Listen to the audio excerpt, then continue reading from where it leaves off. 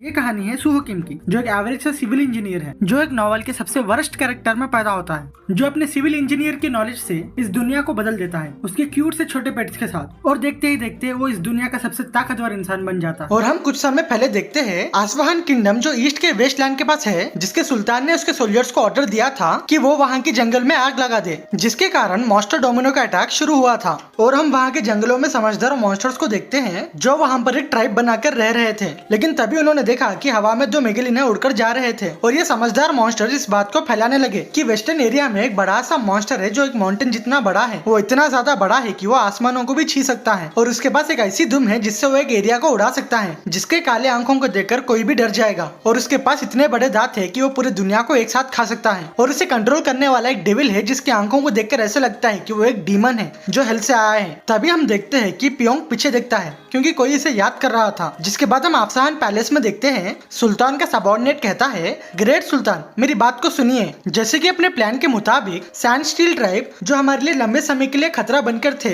उन्होंने अपने विलेज को छोड़ दिया है और मेजेंटानो किंगडम के फॉरेस्ट में जाकर बस गए हैं। सुल्तान कहता है, लगता है हमारा प्लान सक्सेस हो रहा है, और बताओ कि मेजेंटानो किंगडम ने इसे कैसे डील किया है। तभी सुल्तान का सबऑर्डिनेट कहता है, पता नहीं कैसे सैंड स्टील ट्राइब बिना किसी प्रॉब्लम के मेजेंटानो किंगडम सेफली चले गए हैं। सुल्तान कहता है, ये कैसे मुमकिन है, मैं तो उन सब मेजेंटानो के लोगों को परेशान देखना चाहता था। सुल्तान कहता है कि मैं समझ गया हूँ, तुम यहाँ से जा सकते हो। तभी सबऑर्डिनेट कहता है, अपने पास एक और प्रॉब्लम आ चुकी है, जो मॉन्स्टर डोमिनो को हमने वहाँ पर भेजा था वो वापस हम पर ही हमला कर रहे हैं। तभी सुल्तान गुस्से में कहता है, अभी तुमने क्या कहा है। तभी वो सबऑर्डिनेट कहता है कि हम हर चीज के पावर को यूज कर रहे हैं जिनसे हम उनसे छुटकारा पा सके, लेकिन उन मॉन्स्टर को देखकर ऐसा लगता है कि वो किसी चीज को देखकर डरकर पागल हो चुके हैं, इन्हें रोकना बहुत ज्यादा मुश्किल हो रहा है। सुल्तान कहता है कि पूरे फोर्सेस को बुला लो, उन सबके ऊपर फायर से हमला करो और उनको बहुत ज्यादा डरा दो। सबऑर्डिनेट कहता है, ठीक है सुल्तान। तभी सुल्तान सोचता है, क्या हमारा मॉन्स्टर डोमिनो अटैक हमारे ऊपर ही वापस आ गया है या फिर ये मेजेंटानो का प्लान है। लेकिन ये मॉन्स्टर वेव सबसे ज्यादा बड़ा था, इन्हें वापस हम पर भेजना तो इम्पॉसिबल है जब तक कि वहाँ पर एक असली डेविल जी रहा है। जिसके साथ हम लॉर्ड को देखते हैं जो कहता है, प्लीज यहाँ पर साइन करिए। तभी मोटा कहता है कि ये किस तरह का डॉक्यूमेंट है। लॉर्ड कहता है कि उसके ऊपर हर चीज लिखी हुई है, ये हमारी उधारी का फुल पेमेंट है, जो चेक मैं तुम्हें दे रहा हूँ उसमें पूरा लोन और इंटरेस्ट दे दिया गया है। तभी लॉर्ड कहता है कि तुम दोनों क्या कर रहे हो, इसे जल्दी से साइन करो और भाड़ में जाओ। जिसको साइन करके वो दोनों वहाँ से दुम दबाकर भाग जाते हैं। तभी बेरन कहता है, लॉर्ड कहता है, जी बेरन। बेरन कहता है, क्या यह बात सच है कि तुमने पूरी उधारी को बंद दिया है। लॉर्ड हंसते हुए कहता है, क्या मैं इसका फ्रेम बना दूं। तभी बेरन आकर लॉर्ड से गले लगा लेता है और रोते हुए कहता है कि तुमने बहुत ज्यादा मेहनत की है तुम्हारे इस मूर्ख फादर के उधारी को खत्म करने के लिए, मुझे माफ कर देना क्योंकि मेरे वजह से तुम इतने ज्यादा परेशानी में थे। मुझे नहीं पता कि मैं तुम्हारे फादर बनने के लिए क्वालिफाइड हूँ या नहीं। तभी लॉर्ड कहता है, बेरन फादर, क्या आप मुझे लव करते हो। बेरन कहता है, क्या तुम्हें इसे पूछने की जरूरत है। हाँ बिल्कुल, मैं तुम्हें बहुत ज्यादा पसंद करता हूँ। लॉर्ड कहता है, तो इससे ज्यादा क्या क्वालिफिकेशन की जरूरत है कि आप मेरे फादर हो। तभी सिस्टम कहता है कि तुमने एक नए अचीवमेंट को कंप्लीट किया है, जिसका टाइटल ये होता है कि तुम उधारी के कुएं से बाहर आ चुके हो, जिससे तुम्हें हाईएस्ट लेवल की इकोनॉमिक क्रेडिट मिलेगी और जिसके साथ तुम्हें हमेशा कम रेट पर इंटरेस्ट मिलेगा। तभी लॉर्ड वहाँ से जा रहा होता है। जेवियर कहता है, master Lord, sand steel tribe को ईस्टर्न माउंटेन्स के पास रिलोकेट कर दिया गया है। लॉर्ड कहता है, ठीक है, तुमने अच्छा काम किया है। जेवियर कहता है कि वेटलैंड से रिलोकेट करने के लिए बहुत ज्यादा मेहनत कर रहे हैं। अकुची भी बहुत ज्यादा खुश है क्योंकि यहाँ पर खाने के लिए बहुत ज्यादा चीजें हैं जिससे उसके मसल का स्ट्रेंथ बढ़ जाएगा। लॉर्ड कहता है, हाँ ठीक है, तुम जाकर थोड़ा रेस्ट ले लो। जेवियर लॉर्ड को देखकर कुछ सोचने लगता है। लॉर्ड सोचता है, सैंड स्टील ट्राइब अब ईस्टर्न माउंटेन के फॉरेस्ट में आ चुकी है, अगर फिर से मॉन्स्टर डोमिनो का अटैक होने वाला है तो उसके लिए बहुत ज्यादा समय है और मैं बियोंग को बुला लूंगा, तभी ईस्टर सेफ हो जाएगा। और जैसे कि पूरी उधारी खत्म हो चुकी है तो अभी मुझे किसी बात की चिंता नहीं है, लेकिन ये बहुत ज्यादा अलग है। मैं तो ये सोच रहा था जब पूरी उधारी खत्म हो जाएगी तो मैं खुशी से नाचने लगूंगा, लेकिन पता नहीं मैं क्यों इतना शांत हूँ। तभी लॉर्ड बेरन की बातों को सोचने लगता है और उसे उसके असली फादर की याद आती है, जो कहते हैं, सुहो, मेरे स्मार्ट और काइंड सुहो, क्योंकि मैं एक अनपढ़ और लापरवाह इंसान हूँ, मेरे वजह से तुम्हें बहुत ज्यादा सफर करना पड़ा, मुझे माफ कर दो। लॉर्ड कहता है, डैड, मैंने यहाँ पर हर प्रॉब्लम को सॉल्व कर दिया है, मुझे माफ कर देना कि मैं आपको कोई भी हेल्प नहीं कर पाया। और वो बहुत जोर से रोने लगता है,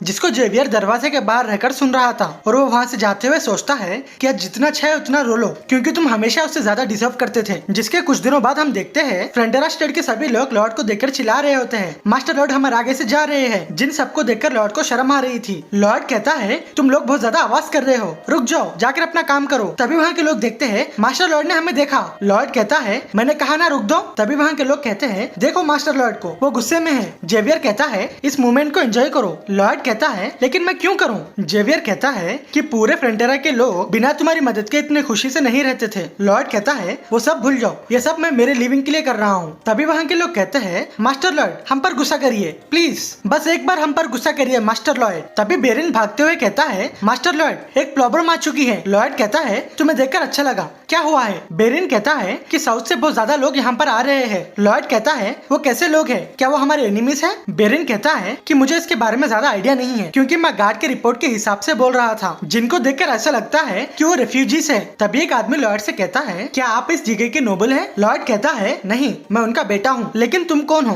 तभी वो आदमी कहता है कि हम साउथ के एरिया के बेरन सर्टिनो के लोग हैं और मैं निकोलास हूँ, उस विलेज का चीफ। मेरे फादर वहाँ के मेयर थे और वो वहाँ से एस्केप नहीं हो पाए और हमें यहाँ पर रिफ्यूजी लेने के लिए कहा और वो वहाँ के स्टेट को बचाते हुए वहीं पर खत्म हो चुके हैं। वो बहुत ज्यादा जल्दी हो गया था। तभी लॉयड कहता है कि एक सेकंड के लिए रुको, क्या हुआ है? क्या वहाँ पर मॉन्स्टर का अटैक हुआ है? तभी वो आदमी कहता है हाँ, वहाँ पर 2 मीटर जितने बीटल्स आए थे जो वहाँ पर बहुत ज्यादा मॉन्स्टर्स को लाए थे। जेवियर कहता है ये मॉन्स्टर डोमिनो का अटैक था, जितना कि हमने सोचा था ये उससे भी ज्यादा फैल गया है। लॉयड सोचता है कि वेस्टलैंड के पास के रीजियंस आफसाहन के अटैक की वजह से बहुत ज्यादा डैमेज हुए हैं। तो मेरे गेस के मुताबिक फ्रंटोरा बेरनी और लकोंटा विस्कोंटी 2 ही जगह ऐसे है जहाँ पर मॉन्स्टर डोमिनो के अटैक से बहुत ज्यादा डैमेज नहीं हुआ है, क्योंकि एक नॉर्मल स्टेट में बड़े से फैंटेसी स्पीसीज नहीं रहेंगे जिसके साथ व्हाइट लैंसर्स की आर्मी और एक स्वॉर्ड मास्टर है। लेकिन अब वो रेफ्यूजीज कहाँ पर जाए, क्योंकि नॉर्थन साइड में पूरा पानी है और अगर वो साउथ की कंट्री को जाने की कोशिश करे तब भी वेस्ट में क्रीमो बहुत ज्यादा दूर है। तभी पूरे रेफ्यूजीज की आखिरी उम्मीद फ्रेंटनो और लोकोना है, क्योंकि हम पूरे स्टेट्स के बीच में हैं। लेकिन यहाँ पर कितने लोग आए हैं, 1000 या 10,000? तभी वो पूरे रेफ्यूजीज बैठ जाते हैं और कहते हैं प्लीज हमें आपकी काइंडनेस दिखाइए, चाहे वो हमारे बच्चों के लिए एक ब्रेड का पीस हो। जेवियर कहता है मुझे लगता है कि पूरे रेफ्यूजीज हमारे स्टेट को आना चाहते हैं, लेकिन अपने पास इतनी ज्यादा जगह नहीं है इन सबको यहाँ पर लेने के लिए।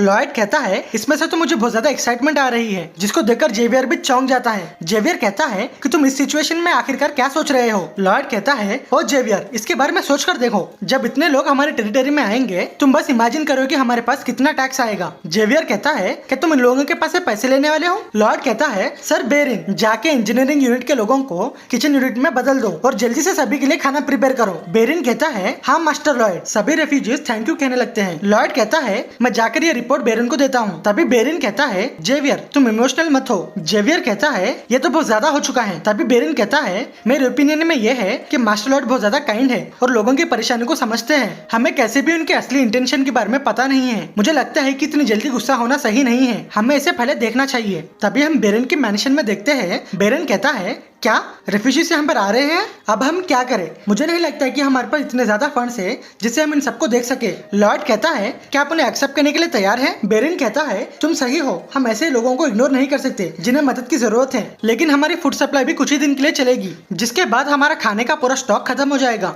लॉर्ड कहता है आप किस बारे में बात कर रहे हैं? अपने पास बहुत ज्यादा खाना है जो पूरे रेफ्यूजीज को खिलाने के लिए काम आएगा। मैंने इसे कलेक्ट करके रखा है क्योंकि हम फ्यूचर में इसे कंपोस्ट की तरह यूज कर सकते हैं और ये पूरे वेयर हाउस में भरे हुए हैं।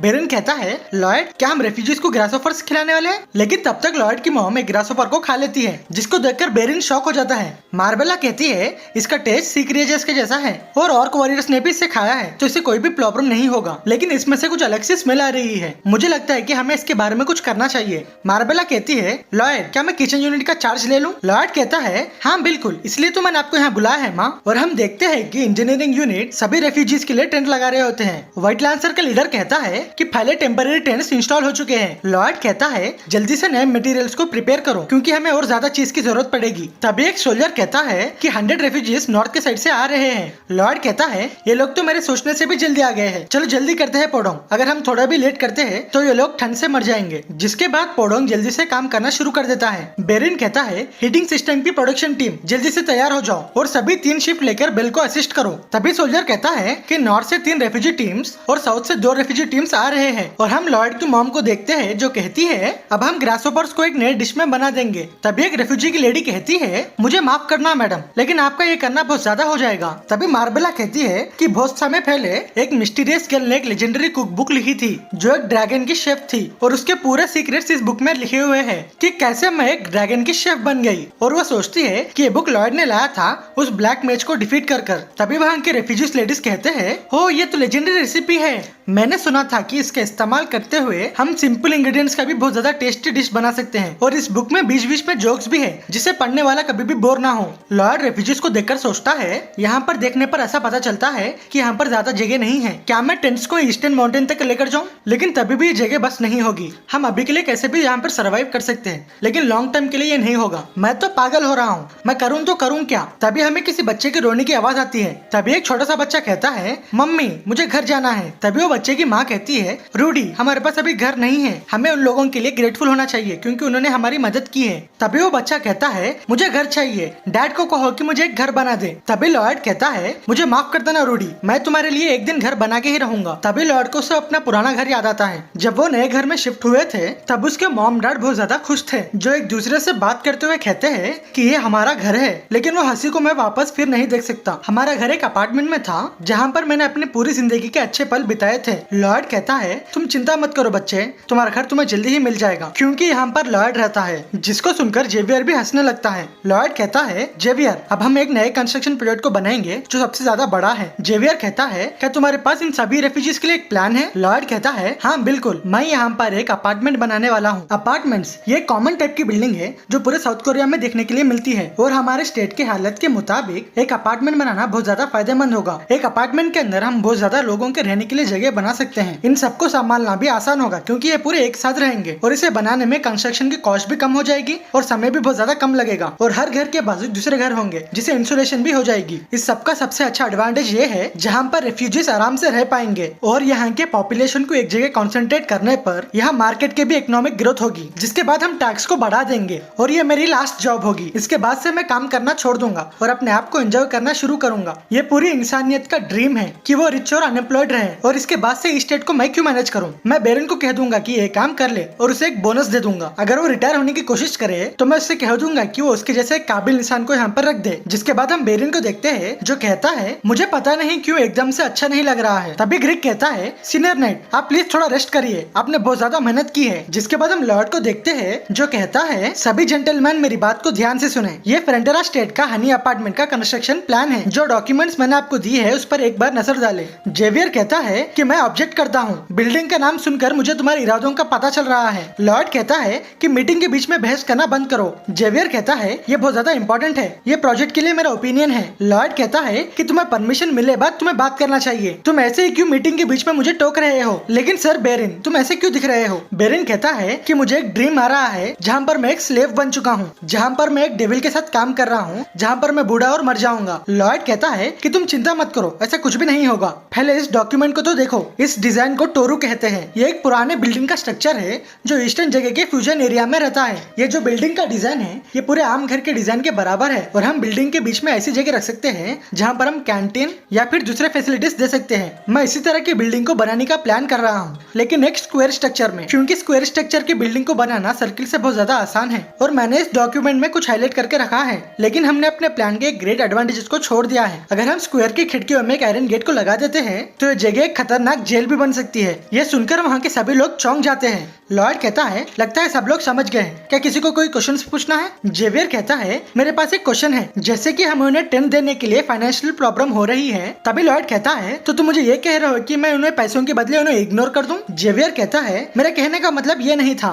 लॉर्ड कहता है कि मुझे आंसर सिर्फ हाँ या ना में चाहिए, तुम मुझे ये कह रहे हो कि मुझे लोगों को इग्नोर करना चाहिए, है ना? तभी बेरन कहता है कि मुझे भी पैसों के बारे में चिंता हो रही है। लॉर्ड कहता है कि मैं आपकी बात से इम्प्रेस हो चुका हूँ, आपने बहुत अच्छा सवाल किया है। जैसे कि हमारे टेंट का प्रोडक्शन कॉस्ट और खाने का इंतजाम भी हो चुका है, तो ये दो चीजों के लिए चिंता करने की कोई भी जरूरत नहीं है, क्योंकि हमारे पास अच्छे खासे फंड्स बचे हुए हैं। और वो सोचता है कि एक नया बिजनेस जब भी स्टार्ट होता है जब हम पैसों को निकालते हैं। लॉर्ड जेवियर से कहता है, लगता है तुम मेरे से नाराज हो, तुम मेरे से नाराज हो, लेकिन फिर भी तुम मेरा एक नाइट हो। देखो यहाँ के ईस्ट स्टेट का नेट मेरे से नाराज है, वो मेरे आंखों में भी नहीं देख रहा है। तभी जेवियर और ज्यादा चिढ़ने लगता है। लॉर्ड कहता है, अगर सच बताऊं तो मैं डरा हुआ हूँ, क्या हम सच में उस बड़े प्रोजेक्ट को बनाने में कामयाब होंगे? क्या वो टूट जाएगा या फिर हम सबको यहाँ पर रख पाएंगे? और ये पूरे प्रोजेक्ट का इंचार्ज मैं अकेला हूँ और जो इंसान ये सब चीज के लिए रिस्पॉन्सिबल होगा वो डर नहीं सकता और अपने आप के वीकनेस को नहीं दिखा सकता, क्योंकि वही एक तरीका है जिससे हम सबका भरोसा जीत सकते हैं। लेकिन वो एक ही इंसान है जिसके आगे मैं नाटक नहीं कर सकता, वो तुम हो। जिसको सुनकर जेवियर चौंक जाता है और कहता है, तुम्हारा कहने का मतलब क्या है? तुम मुझे सिर्फ अपने इमोशन समझते हो? लॉर्ड इसको देखकर हंसने लगता है। तभी जेवियर लॉर्ड को एक जोरदार मुक्का मारता है, लेकिन ये सभी उसकी इमेजिनेशन होती है। जिसके बाद हम लकोना विस्कॉन्टी में लकोना मैंशन के पास देखते हैं विस्काउंट लोकोना का बेटा वहाँ से जा रहा होता है। तभी लॉयड कहता है, डिएगो तुम्हें देखकर अच्छा लगा, जिसको देखकर तो वो बहुत ज्यादा डर जाता है। लॉयड कहता है कि तुम्हें देखकर बहुत ज्यादा समय हो चुका है और अभी तुमने क्या कहा, तो उसका मतलब तुम्हें भी स्कूल से निकाल दिया गया है। डिएगो कहता है, नहीं मेरा मतलब डैड कुछ भी नहीं। लॉयड कहता है कि तुम्हें डरने की कोई भी जरूरत नहीं है, मैं यहाँ पर तुम्हें वापस एकेडमी को भेजने के लिए आया हूँ और मेरी बात सुनो, जाकर अपने फादर को बुलाओ। विस्काउंट लोकोना कहता है, तुम्हारा कहने का मतलब क्या है, तुम वाटर का टैक्स बढ़ा रहे हो? लॉयड कहता है, क्या मैंने तुमसे ऐसी बात की है जो तुम्हें समझने के लिए परेशानी हो रही है? मैंने तो तुमसे ये कहा कि तुम्हें पानी के लिए और ज्यादा पे करना चाहिए। विस्काउंट सोचता है, इस बदमाश ने तो मेरे बेटे को भी स्कूल से निकाल दिया है और इससे मुझे पानी बेचकर बहुत ज्यादा प्रॉफिट हुआ है, फिर भी ये मुझसे पैसे बढ़ाने की बात कर रहा है। जिसके बाद विस्काउंट हंसने लगता है और कहता है, मुझे नहीं पता है कि ये तुम्हें समझ में आएगा कि नहीं, लेकिन तुम अभी भी बहुत ज्यादा छोटे हो, क्योंकि कॉन्ट्रैक्ट में ये लिखा था कि प्राइस हमेशा फिक्स रहेगा और तुम्हें पानी के प्राइस को बढ़ाने का कोई अधिकार नहीं है। लॉर्ड कहता है, अभी बता दे भाई, अभी बता दे। वो मैग्नीफाइंग ग्लास लेकर कॉन्ट्रैक्ट पर रख के कहता है, इसमें ये लिखा है कि सप्लायर के मूड के हिसाब से वो पानी के प्राइस को कम और ज्यादा कर सकता है। विस्काउंट कहता है, ये तो एक स्कैम है। लॉर्ड कहता है, चलो यार नाटक करना बंद करो, हम तो आखिरकार नेबर्स है ना, और मैंने तुम्हें फोर्स नहीं किया साइन करने के लिए, और इसके बदले मैं तुम्हें एक अच्छा सा बेनिफिट दूंगा। तो सबसे पहले 17 स्टेट पर मॉन्स्टर डोमिनो का अटैक हुआ था और पूरे रेफ्यूजीज यहाँ पर आए थे, है ना, लेकिन विस्काउंट ने सभी को रिजेक्ट कर दिया। चलो ऐसा एक्ट करते है कि मुझे इसके बारे में कुछ भी नहीं पता है, लेकिन अगर क्वीन को इसके बारे में पता चला तो वो तुमसे बहुत ज्यादा निराश हो जाएगी। तभी विस्काउंट सोचता है कि इसमें बेनिफिट क्या मिल रहा है, तो इसका मतलब ये मुझे कह रहा है कि वो मुझे बचा लेगा। लॉयड कहता है, और मेरा दूसरा पॉइंट ये है, मैं सच में तुम्हारे बारे में चिंता करता हूँ, तो तुम्हारे लिए मुझे कुछ करना होगा। क्या होगा अगर मैं क्वीन को एक लेटर लिखूं जिससे शायद डिएगो वापस एकेडमी जा पाएगा? तभी विस्काउंट कहता है कि कितना ज्यादा मुझे तुम्हें वाटर टैक्स देना होगा। लॉयड कहता है, विस्काउंट तुम ऐसे क्यों बात कर रहे हो, तुम्हें देखकर दूसरे लोग कुछ अलग ही समझ जाएंगे। तुम्हें पता है कि मैं एक गैंगस्टर नहीं हूँ और मैं तुम्हारे पास से पूरे पैसे लेने नहीं आया हूँ, लेकिन मैं ये उम्मीद करता हूँ कि तुम टैक्स थोड़ा ज्यादा दोगे जिससे मुझे निराशा ना मिले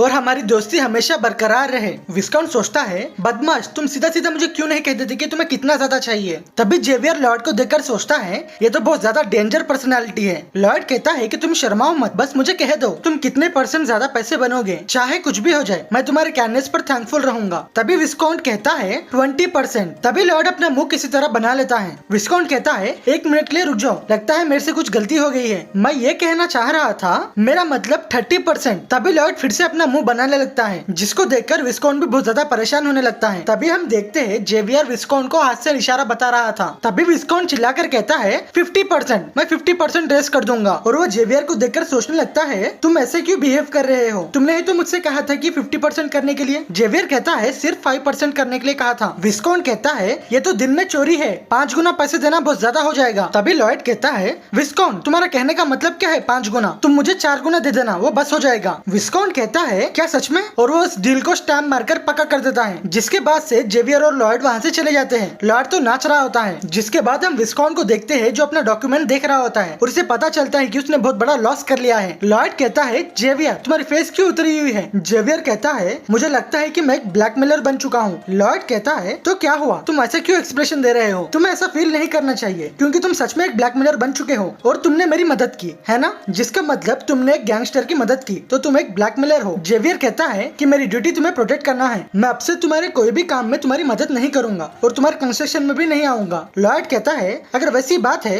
तो मैं तुम्हें रात में लोरी सुनाना छोड़ दूंगा। जेवियर कहता है कि मुझे स्वॉर्ड मास्टर बने हुए 1 महीना बीत चुका है और मैं अब अपने सेंसेस को अच्छे से कंट्रोल कर सकता हूँ, मुझे सोने के लिए तुम्हारी लोरी की जरूरत नहीं है। और हम रात में देखते हैं जेवियर को नींद नहीं आ रही होती है। जेवियर कहता है, प्लीज मेरे लिए एक लोरी गा दो। लॉयड कहता है, ये सर्विस अभी बंद हो चुकी है और तुम्हें याद है कि तुमने पहले क्या कहा था? जेवियर कहता है, प्लीज मेरी मदद कर दो। लॉयड कहता है, क्या तुम्हें नींद के हाइजीन के बारे में पता है, जो एक हैबिट बन जाती है, तुम्हें सोने के लिए इसे हमेशा रिपीट करना होगा और इसे ना करने पर तुम्हें नींद नहीं आएगी। जेवियर कहता है, हाँ मुझे सब समझ में आ गया है, तुम बस मेरे लिए एक लोरी गा दो। जिसके बाद लॉयड अपने इंजीनियरिंग के सब्जेक्ट्स बोलने लगता है, जिसे सुनकर जेवियर सो जाता है। लॉयड कहता है, अभी मुझे काम करना शुरू करना होगा और वो अपने 3D होलोग्राम के इफेक्ट को स्टार्ट कर देता है। मैं बहुत ज्यादा लकी हूँ क्योंकि मुझे हीटिंग सिस्टम के बारे में पहले से ही पता है, लेकिन मेरे पास अपार्टमेंट बनाने की उतनी ज्यादा नॉलेज नहीं है, मैं अब क्या करूँ? तभी सिस्टम कहता है, क्या तुम ऐसे ही पूरे मॉडल्स को बनाकर टेस्ट करोगे? लॉयड कहता है, हाँ मैं इसके ऊपर दूसरी स्किल भी यूज करूंगा जिससे मेरी अच्छी खासी मदद हो जाएगी, क्योंकि मेरी ये स्किल अभी मैक्स लेवल पर है। जब तक तोड़ेगा नहीं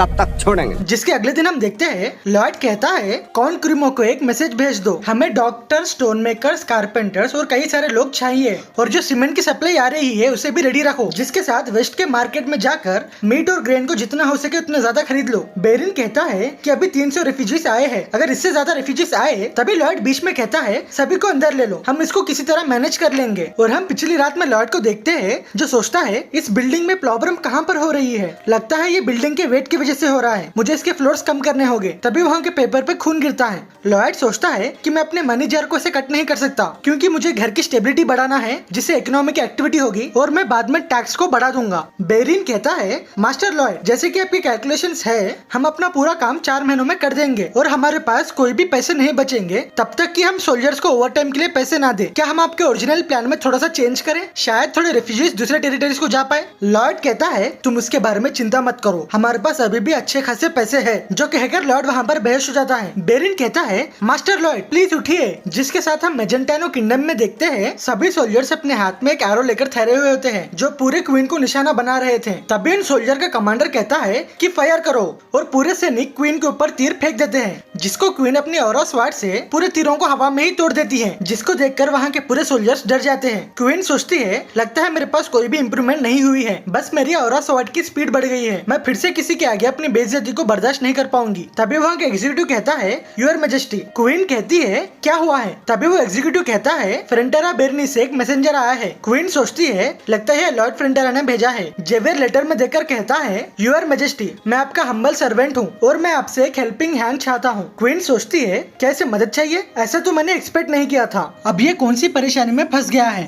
तो गाइस आप लोग कितने सपोर्ट करोगे ना, मैं भी उतने ही वीडियो बनेगा, ठीक है? मसाला डाल कर दबा दबा कर वीडियो ठीक से फन कंटेंट बनेगा, ठीक है ना?